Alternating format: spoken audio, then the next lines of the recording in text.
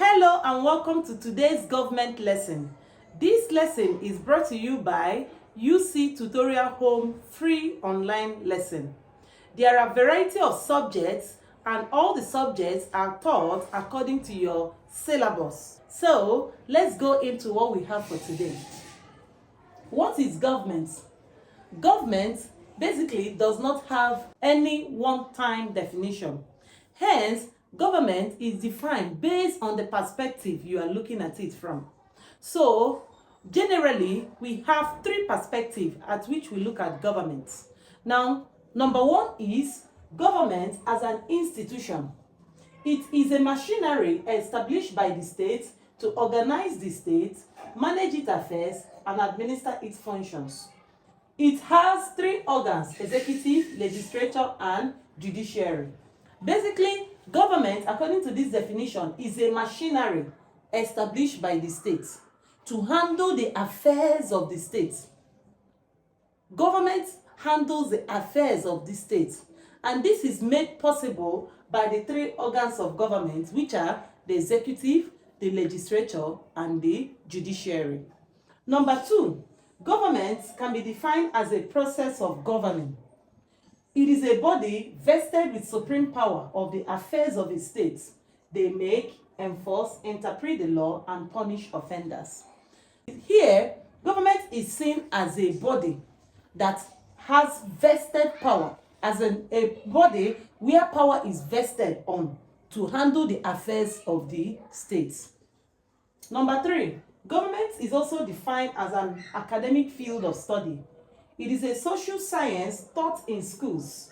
It embraces political administration, local government administration, political science, sociology, history, etc. Here, government is defined as an academic field of study that basically people study in schools.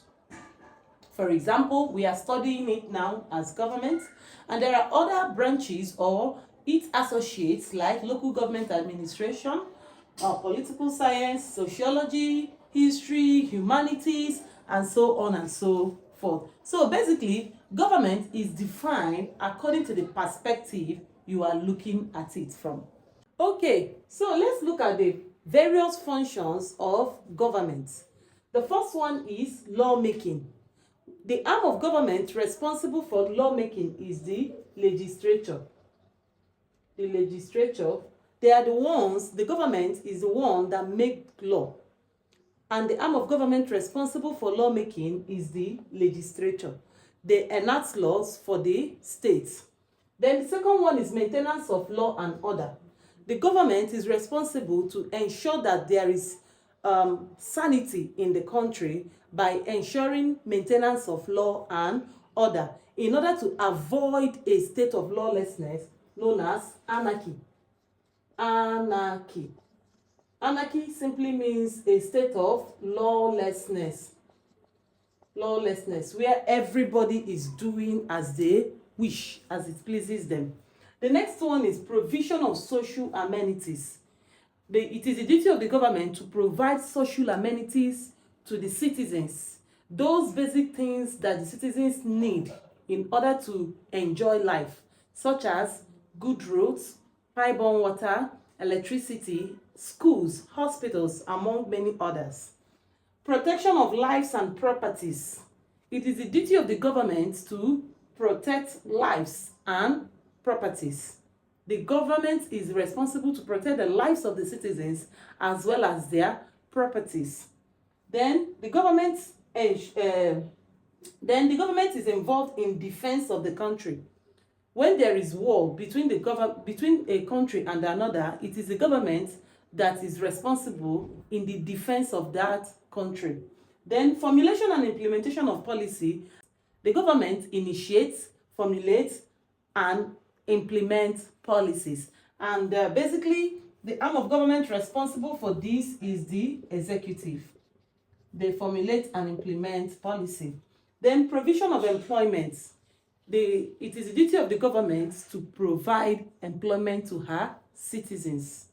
And the last but not the least, external affairs activities. Government is involved in several ceremonial functions and other other relationship that will foster economic growth in the country. For example, you can hear your government, you can hear that a government is in big government in order to seal a business deal. So all those things are very important because no country can survive on their own alone. They need the relationship between other countries in order to foster both their market, economic growth, and otherwise.